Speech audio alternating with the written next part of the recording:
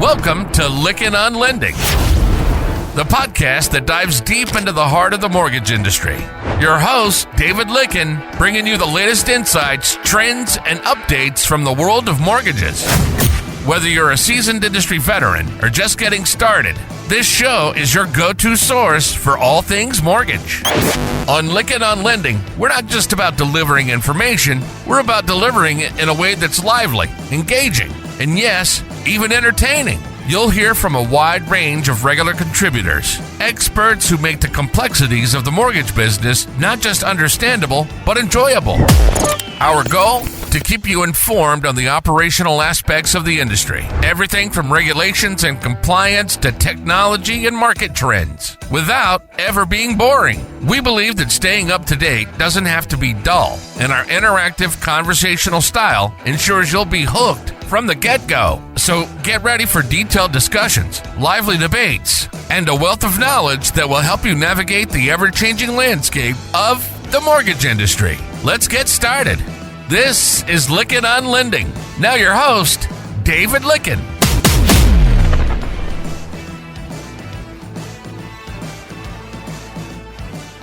Listeners, I'm really excited to have joining me Robin Clayton. I met her last year at the Total Expert Accelerate Conference. I was drawn to her because she's just got this amazing personality, but she has this get it done attitude, and she makes things happen. And then I met Mighty Mike there from Total Expert, and he was saying, that is one amazing person. Then I ran into her again at the Total Expert a few weeks ago, Minneapolis, and I go, I hear so much about what she's doing that I wanted to bring her to the program, folks, because here's what's going on. She oversees 80 technology platforms. She's managing data. She's looking and reviewing and handling so many things. She was awarded Housing Wire's 2024 Marketing Leader, as well as Housing Wire's Woman of Influence.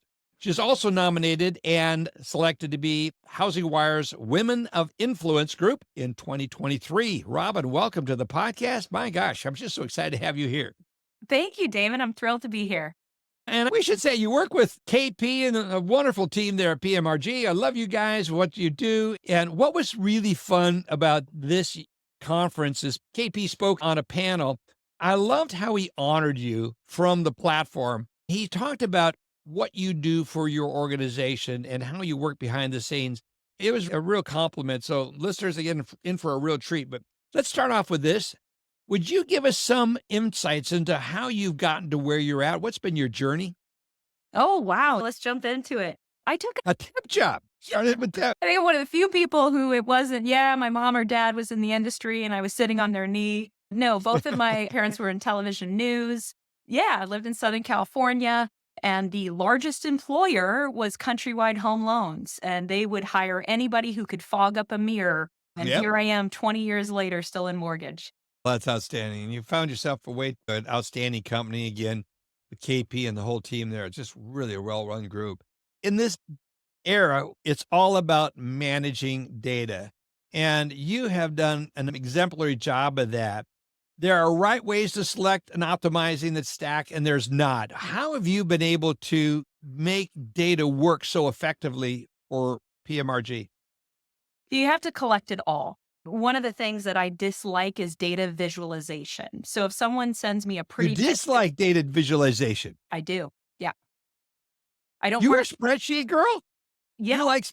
Oh, wow. Because I'm all about visualization. I like pictures. I like seeing things that pictures is more meaningful. That is interesting. So you're wonderfully wired differently than me. That's great. So tell us about that, how that works. I had a wonderful manager way back in the day that had a little quip that statistics were the work of the devil.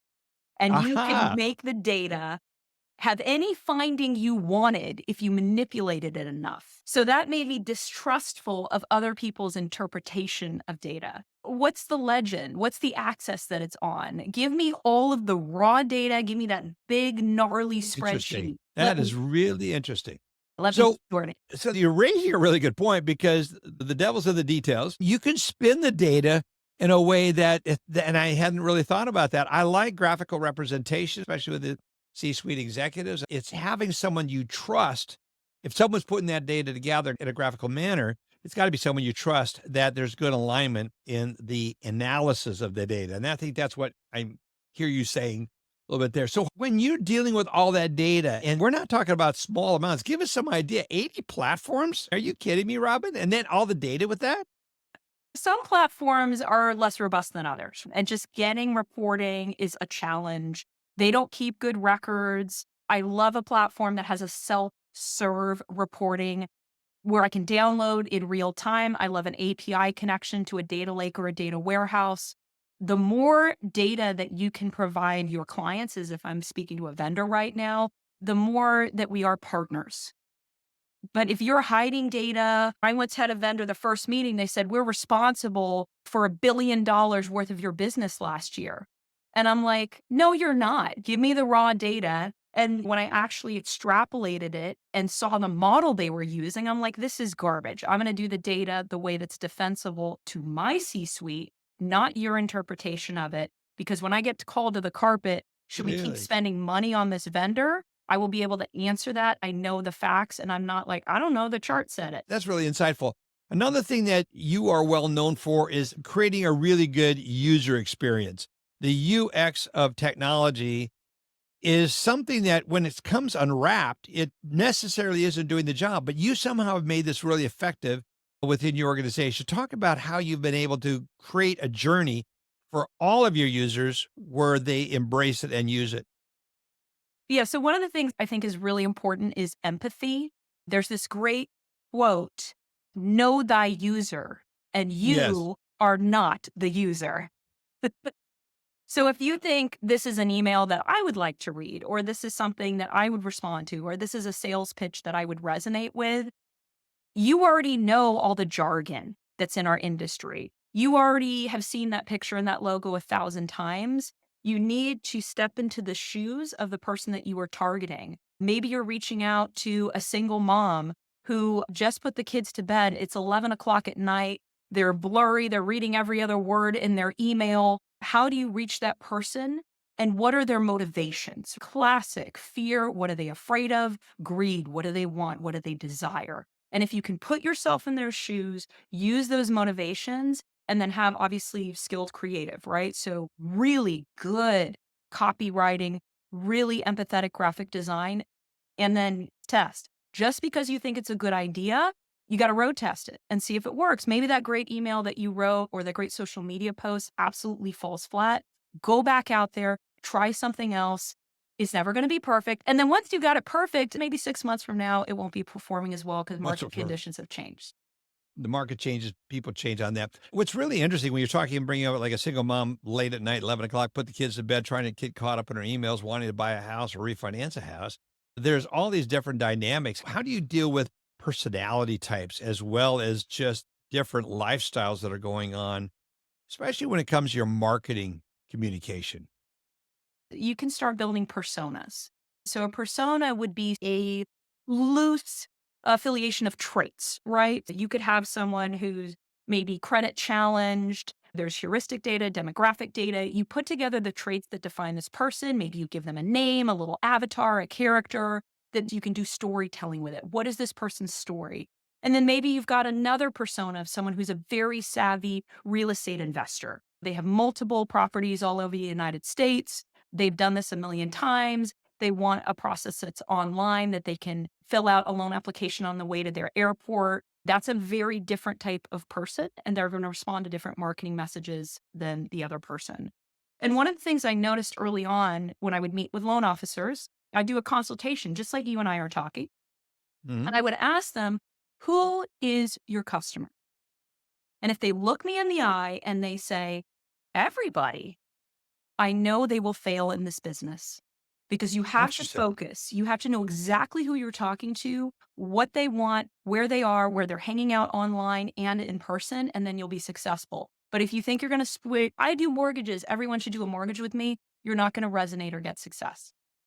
So when you're talking about empathy, you're giving us some insights into how you're looking at the different customers. Dive into a little bit more when you're saying empathy. I need to have a little more empathy.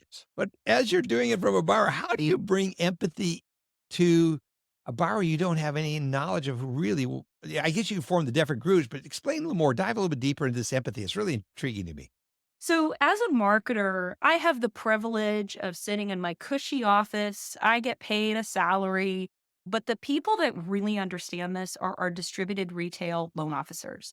They're out in the field. They're the ones getting the calls on the weekends.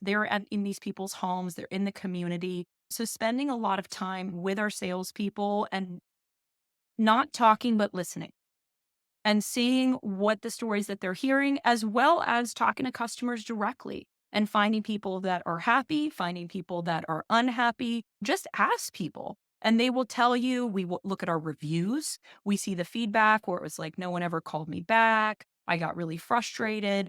We learn so much from negative feedback and bad reviews. And we use that to shape either from the salespeople who are in the trenches every single day or the verbatim directly from the customers.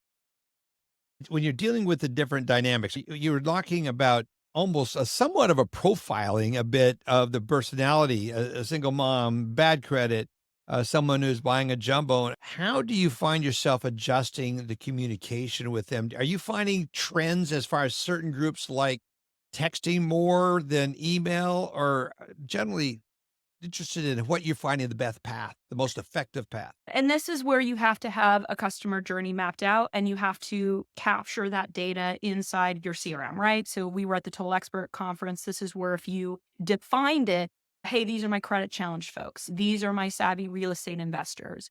These are my people that work in the local school district. Maybe I partner with the teachers union. And then have specific types of marketing that goes out. Now, your point is well taken, right? There are certain times of day that will resonate with different types of people. There's certain medium that will work better. And there's some people who are, hey, don't email me. I haven't checked my email in months. I'm never going to get it. I work in a retail job and I might get fired if my phone's dinging all day. And then we also think a lot about social media channels. Different social media channels have different audiences. This type of stuff you post on LinkedIn will That's not right. work on TikTok. So Yeah. I'm really interested with you having the awards that you've been giving. You've obviously been focusing on marketing and what works. And you have the advantage of having a husband in the other room that you get to consult with. Some of the ways that people are struggling in their marketing, there seems to be a lot of people struggling right now. That's what I'm seeing. Mhm. And trying to get an effective message engaging. I love what Total Expert does. They have a lot of really great tools, engagement, the journeys that they help create, but it still is always needing some tweaking. What is the secrets you're finding that is working for you and how you're tweaking their journeys and what they're trying to do? the people who are succeeding are actually using the tech. I just got off a call where we were looking at someone, they've been here a couple months, they have zero production. I'm like, let's look into the data. And they haven't logged into their CRM once. They haven't Wow. pulled any data. They haven't posted anything to social media. They haven't attended any classes that I host. I teach every day of the year. They haven't engaged us at Mm. all. If Yeah. you are using all the systems, all the techniques, all the coaching that I provide you, and you're still not seeing success, that's something I need to take back to the corner on the whiteboard and figure out. But if you haven't even logged in to the CRM, then I feel pretty good. Yeah. And when I see the people that are using the tools as I've prescribed, funding 6, 7, 8, 11 times more funding than those who are not, then I know what we have built works. And it's just a matter of having people have the focus because it takes time and it takes discipline and consistency. It's not an easy button to get. I'm really intrigued by the training. When you're talking about, I'm not aware of anyone else out there marketing doing the training you're talking about. Talk a little bit more about that.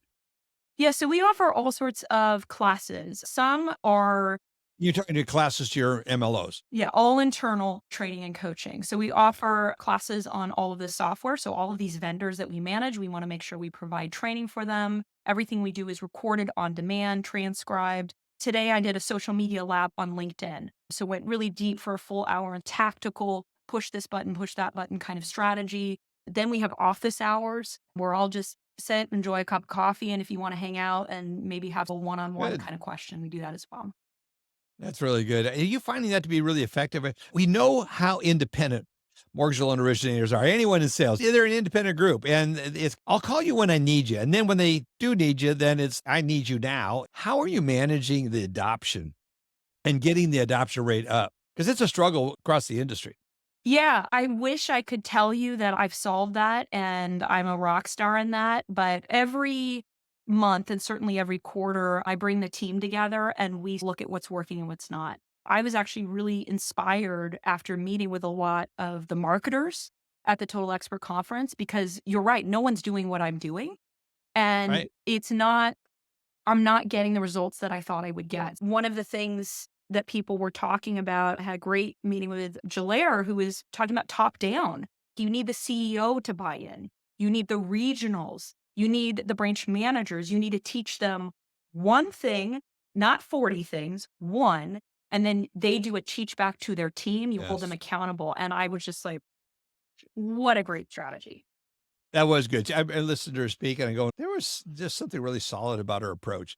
And it's going back to simplifying things, but we're really struggling as an industry to get MLOs doing. I look at what Total Expert has done. They're a brilliant company. They're doing such a great job of trying to help people by creating a system. And what I love about Total Expert is they're doing a great job of intentionally building a system that will help MLOs.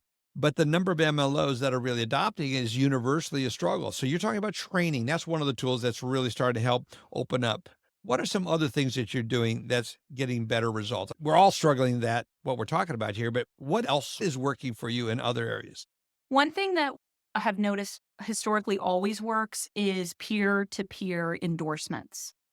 So if I can get a top producer who can get on camera or even better face to face and say, hey, I'm the number one, number two person in the company. I have great production. Here's what I do. So I log into this system every morning as my routine.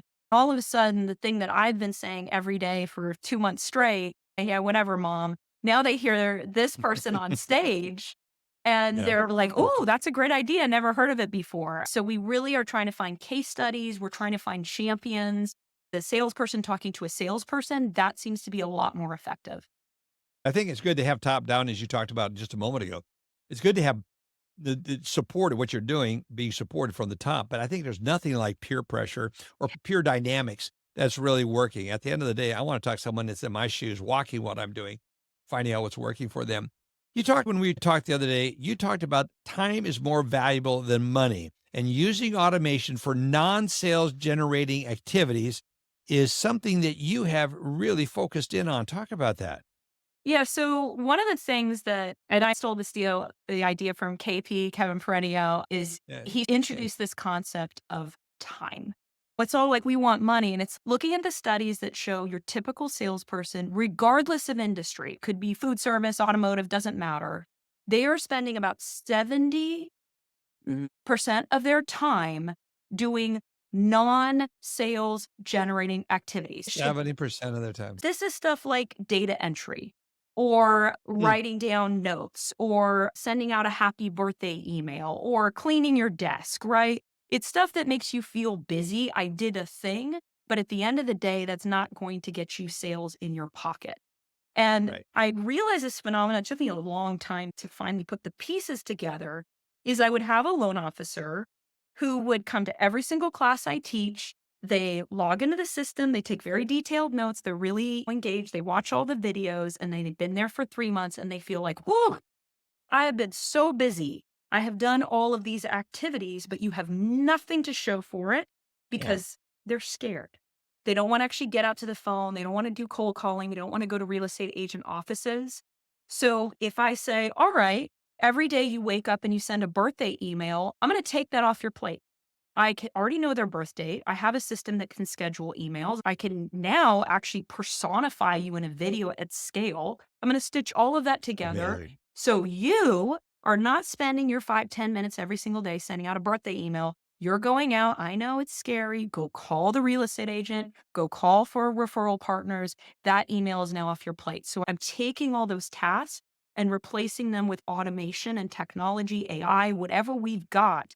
So they stop using that as an excuse and go out and sell.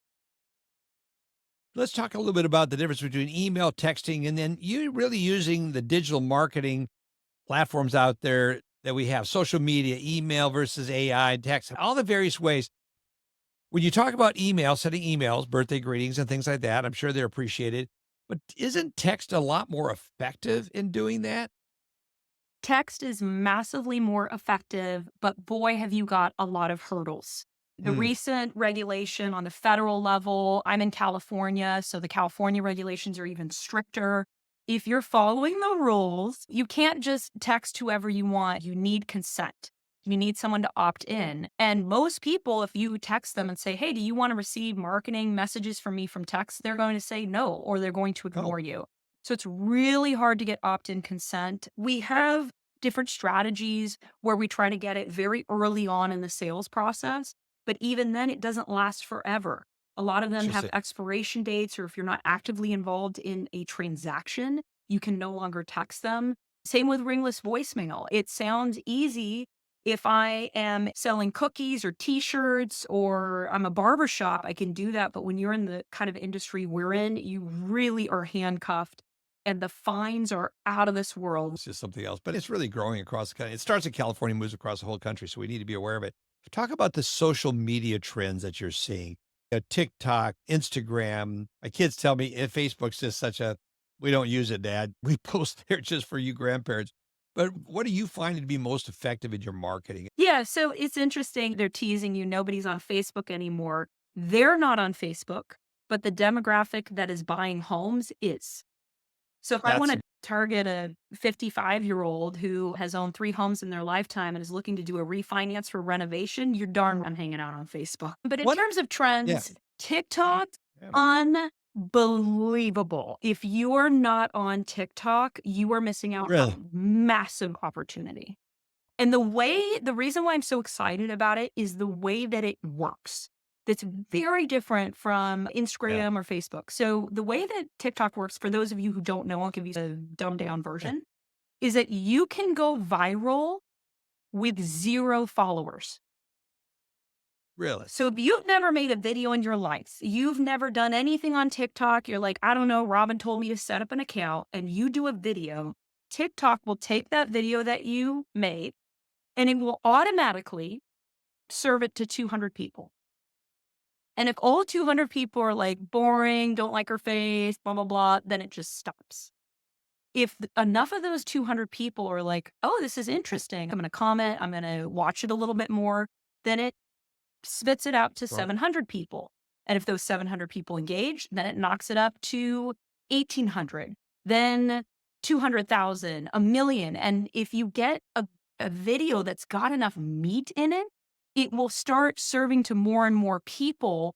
And then all of a sudden, people are commenting, they're DMing, they feel like they know you. It's so intimate. It's your face on their phone that they start engaging, and you're able to generate a large amount of leads. I haven't heard it quite done in a way that's so compelling to want to draw me in. And so it's really getting stuff out there. Is there a strategy to send it out to a group that you know are going to be responding, that you can engineer it in a way to get that initial response and help create some inertia? So this is what's funny about social media and ads. You can target certain people. When you're posting, you don't know. It could be served to people who don't live in the US. It could be served to children. It could be served to people anywhere in any walk of life. It just goes out to the internet. Now, what you can do is you can start to establish yourself as an expert in a very particular niche. So, for example, if I said, hey, I am based in Denver, Colorado, I'm next to a military base, and I specialize in helping veterans find home loans. I've been doing this for a long time, and I used to serve. And you start doing content about that, you will start to build a following, and it'll serve it in the algorithm to people who have attracted to similar kind of accounts. We see this in Instagram a lot, and then you can build a following in your niche. I need to get you back and sharing some of your wisdom on that. Let's talk a little bit about AI. AI is exploding everywhere. Everyone says they have AI. Talk about how you guys are using AI effectively. My favorite AI tool, or tool that uses AI, is Capacity. I'm a huge fan of what they do. We've been using them internally for all of our support tickets, natural language processing. And now if somebody asks anything close to that, it's able to synthesize that and give them answers 24/7. So right now I'm on this call with you. We're having a great time, but there are tickets being answered. There are emails that are coming to me that are being rerouted and answered by AI. I love that. Yeah, we're adding a tool to our podcast, and where all 15 years content has been dumped into a database. You can now go out and very soon be able to search our entire database of anything and everything we've ever talked about on this podcast, and it'll bring it up and it'll reference it specifically and bring you relevant information. This is just changing our world. What is the vision for marketing moving forward? One thing that I think is interesting is that in a world full of AI, where it's generating, I was watching a video this morning. You can have AI write your social media caption. You can have Mid-Journey do a picture for you. And then I'm thinking, but would I want to interact with that? Are users going to be responding? Back to that empathy thing. Mm-hmm. And I think there's going to be a premium on authenticity. The fact that you and I, two humans, having this authentic conversation, I think there's going to be a real appetite for live interactions, for humans who kind of fumble their words or maybe mix things up. It's genuine. When you try to make it too perfect, I think it's what you're trying to say, is just be real. Empathy comes across as human. And when you're more human, which means error prone to making mistakes, I do gaffes all the time with words. I think you need to bring that out to a certain degree because it does make you more authentic seeming. Or human. That's one of the trends that I think has been harder for some of my older loan officers to realize is that 10 years ago or earlier, if I was going to do social media coaching, it would be like, okay, you need a green screen and you're going to have a suit and you're going to have lighting and a script and you're going to be very stiff and formal. You want to look like a TV newscaster.